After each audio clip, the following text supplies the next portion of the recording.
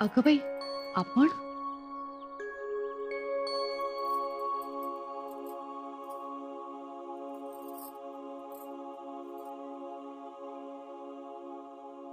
आमचं नशीब मोठंच म्हणायचं. खरं तर आम्ही बोलणारच नव्हतो. आमच्याकडून काही आगळीक घडली का? आमच्याकडे काल पाहिलंही नाही. पाहिलं तर खूप सुंदर दिसत होतात तुम्ही काल. फुलांचा गजरा, नाकात मोत्यांची नथ, वज्रटिका, बाजूबंद, लक्ष्मी हार आणि आमच्या आवडत्या रंगाची पैठणी.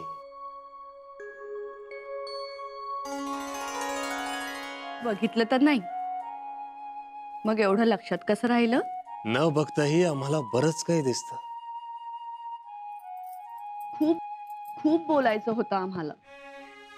आपण पन्हाळ्याला कसे अडकलात, कसे फसलात, पण आमच्यापर्यंत एकही खबर वेळेवर पोहोचली नाही.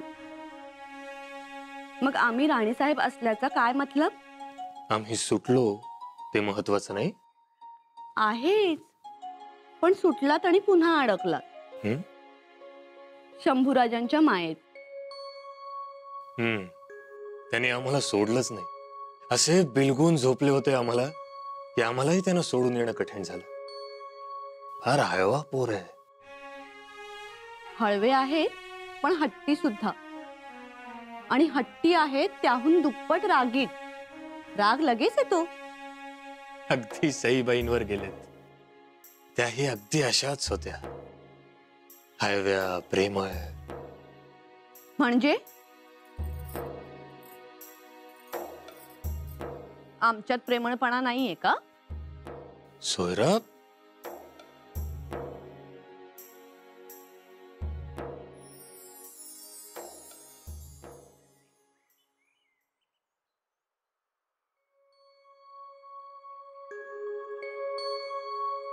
सईबाईंचा प्रेमळपणा हा पिकलेल्या आंब्यासारखा. आणि आमचा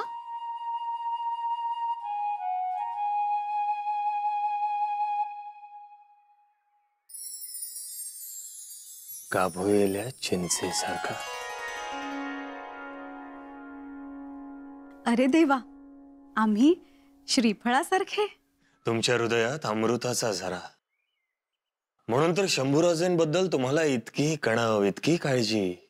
शंभू बाळ म्हणजे राजगडावरचा बाळकृष्णच हो. क्षणभरही सोडलं नसेल त्यांनी तुम्हास. खूप लाघवी आहेत ते. खूप गोड बोलतात, गोड हसतात. भान हरपून जातं. आम्हाला ठाऊक होतं ते तुम्हाला सोडणार नाहीत. आणि त्यांनी तेवढा दोसराही काढला होता आपला.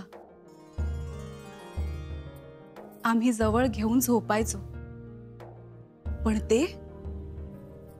ते उठून खिडकीतून पन्हाळ्याच्या दिशेने बघायचे. फार हळवे होतात तुमच्यासाठी ते. हो ना. आता आल्यानंतर आम्हीही पाहिलं ते.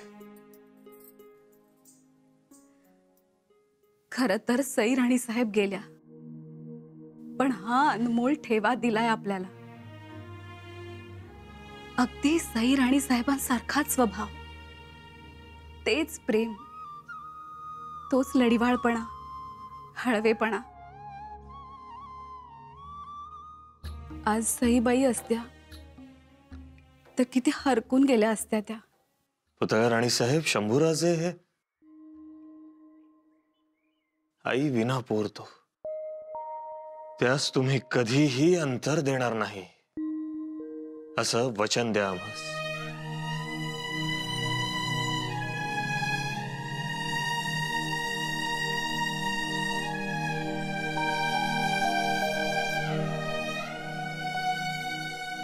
आमचं वचन. आम्ही त्यांना कधीच अंतर देणार नाही.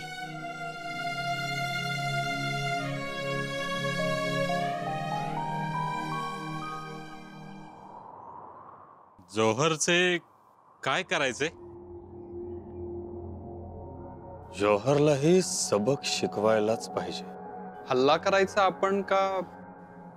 हल्ला नाही, जौहरला मारायचंच, पण तलवारीनं नाही,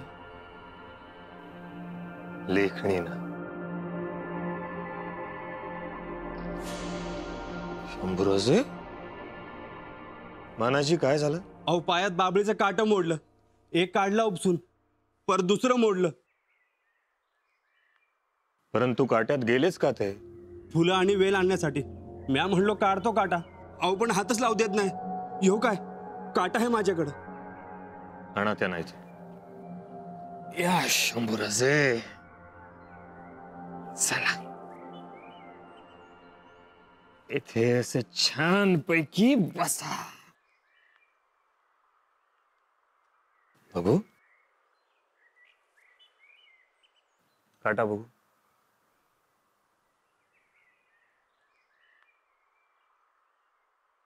शंभू बाळा, आता बघा हं.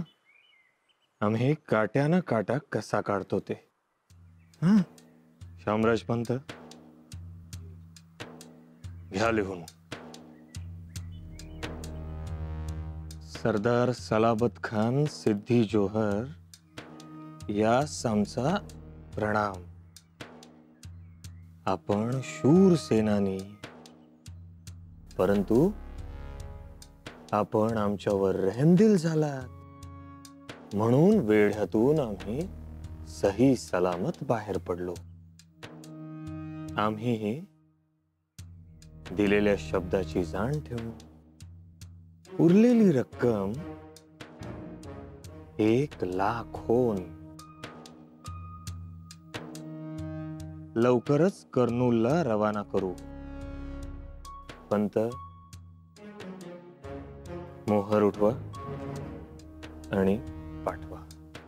राजे, हे पत्र सिद्धी जौहरच्या हातात मिळेल त्याची तजवीज करतो. नाही शामराज पंत, पत्र जौहरच्या हाती नाही तर बादशहांच्या हेरांच्या हाती लागेल असं करा. म्हणजे पत्र विजापुरी जाईल. सुरेख. पत्र वाचून बादशाह नाराज होईल, त्याचा शक सच्चाईत बदलेल, मग तो जोहरला ठार मारेल. वा राजे वा. यालाच म्हणतात काट्याने काटा काढणे. पाहिलं शंभूबाई, काटा निघाला.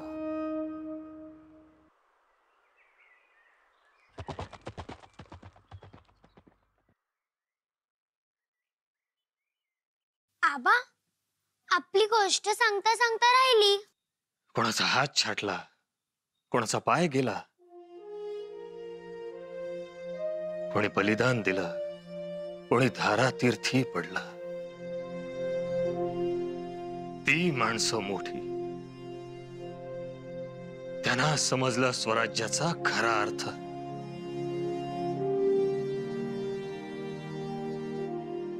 काय झाले?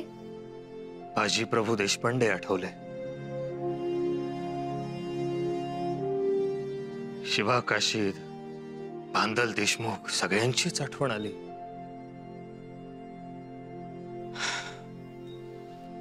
जगदंब. अरे थांबा थांबा, कोण तुम्ही आणि कुठनं आलासा? आम्ही पन्हाळ्यावरून आलो जी. ते ठीक आहे व, पर नाव काय तुमचं? आईबाचं नाव घेणार नाही, पण मी सांगतो, माझ्या बाचं नाव शिवा काशीद. अरे अरे, शिवा काशीची माणसं तुम्ही होय. हे धन्य झालोय बघा तुम्हासनी पाहून. जावा जावा, जखमनाम्याचा दरबार कवा सुरू झाला, जावा. होय. जखमनाम्याच्या या दरबारात तलवारीच्या पात्याचा पहिला मान जातो तो बांदल देशमुख यांना.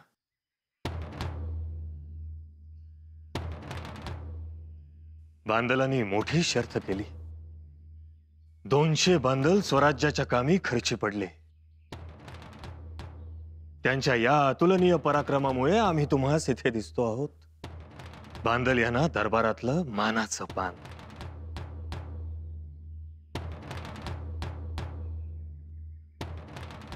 हो साहेब.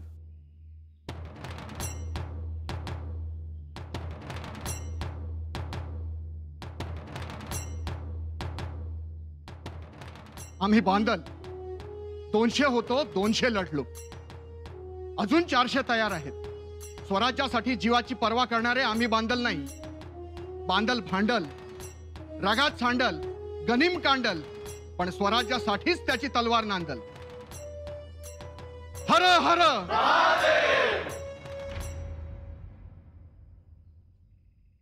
शकदंब.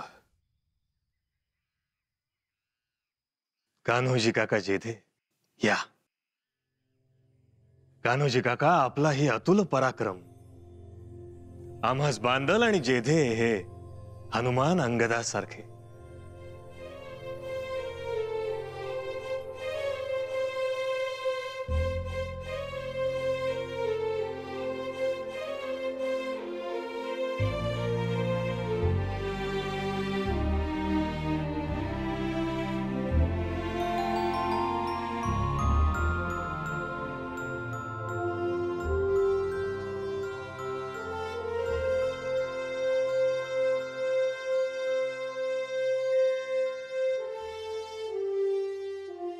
बाजी प्रभू देशपांडे, त्यांच्याबद्दल आम्ही काय बोलावं. साहेब कामी मरण पत्करले. आपण खेळण्यास पोहोचेपर्यंत गनिमास खिंड ओलांडून देत नाहीत म्हणाले गेले. इशारतीची तोफ ऐकली तेव्हा प्राण सोडला. या मोराजी, आपल्या वडिलांचा मान स्वीकारा.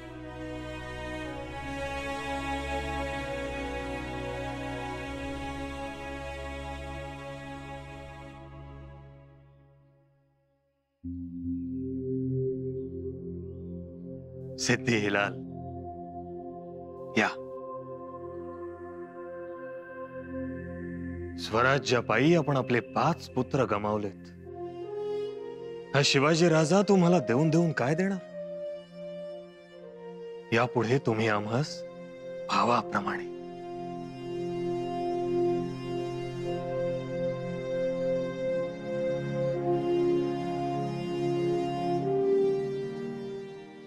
शिवा काशीद, त्याने तर आमच्यासाठी मृत्यूला मिठी मारली. त्यांचे ऋण कसे फेडायचे. यापुढे त्यांचं कुटुंब हे राजगडावर मानाचं असेल. त्यांच्या पत्नीस मेण्याचा मान. चोळी बांगडी म्हणून 2 गावांचं उत्पन्न लावून देत आहोत. यापुढे त्यांच्या पायात काटा टोचला तर कळ राजगडास येईल.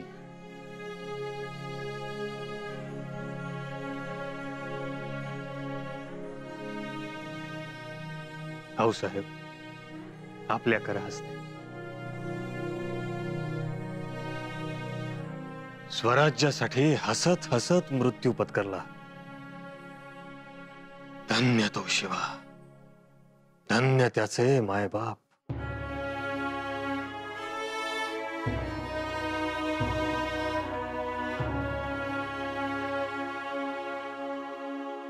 थांबा.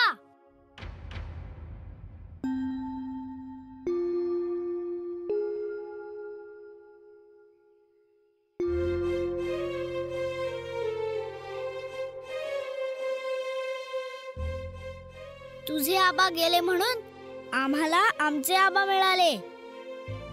ही घे तलवार भेट.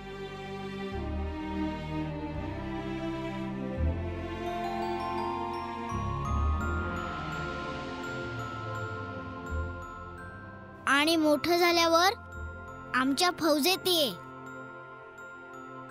येशील ना. हो.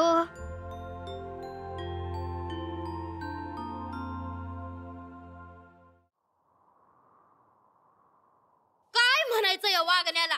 कसलाच धरबंद नाही. भर दरबारातून उठून गेले शंभूराज. रीतिरिवाज मोडला. हा ग, तुला रीतिरिवाज मोडला ते दिसलं शंभूराजांनी. पर त्या पोराच्या कमरेला तलवार बांधली ते नाही दिसलं भाई ग. का खुपत तुला माझ्या लेकराचं कौतुक? अगं हो हो हो, सहज आली आणि सुवासीन झाली म्हणून माझं लेकरू. दूध पाजलं म्हणून मोठेपणा नका घेऊस. मला नाही हवं मोठेपणाची. मला माझी पायरी चांगली ठाव आहे. पर तू बी तुझी पायरी सोडू नगस. अनेक शंभूराज युवराज आहेत आणि ते युवराजासारखेच वागणार. फक्त चाकरानं कसं चाकरासारखं राहावं. साखरासारखं? वय चाकरासारखंच. नाहीतर भोसल्यांचा पाहुणचार बघितलायस. भोसल्यांचा राग नाही अजून कळला. तो जेव्हा कळल ना तेव्हा या धारावची आठवण येईल. ए धारा, मी सोयरा राणी सरकारांच्या माहेरची हाय. म्हणूनच सांगतीये नीट वाग. नग उगाच त्यांचं नाव खराब करूस. आणि हो, शंभू राजांच्या खोड्या काढू नगस. बर बर.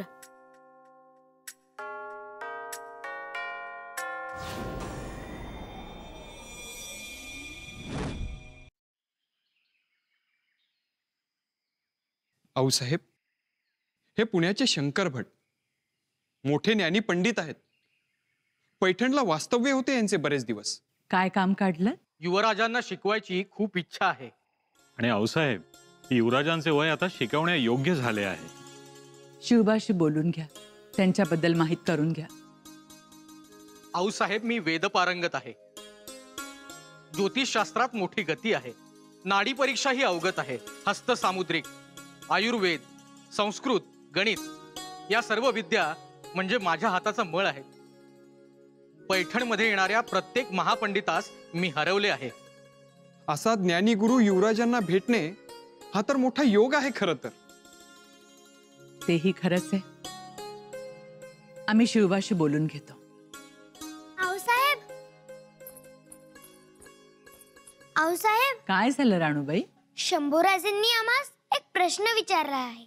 बघा, शिक्षक आले की पाठोपाठ प्रश्नही आला. काय विचारलं शंभूराजेंनी? त्यांनी विचारलं, स्वराज्यातील सर्वात पवित्र स्थान कोणतं? आम्ही सांगितलं राजगड आणि अंबिका म्हणाली शिवनेरी. आऊसाहेब,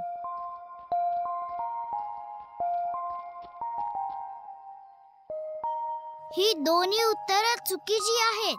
शंकर भट, आपण सर्वज्ञ आहात. आपण सांगा, स्वराज्यातील पवित्र स्थान? उत्तर सोपे आहे.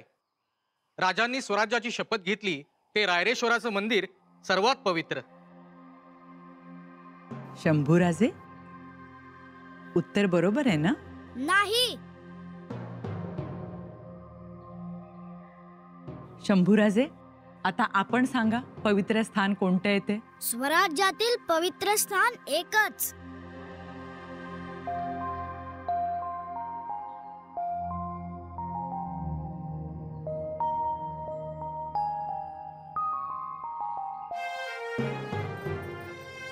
आपले पाय.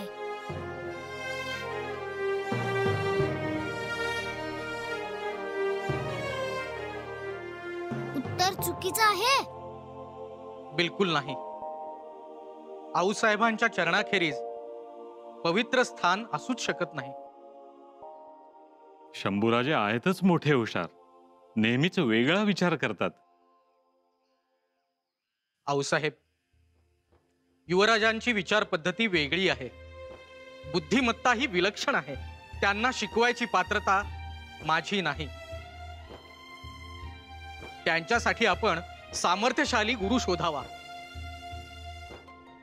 आज्ञा असावी आऊसाहेब.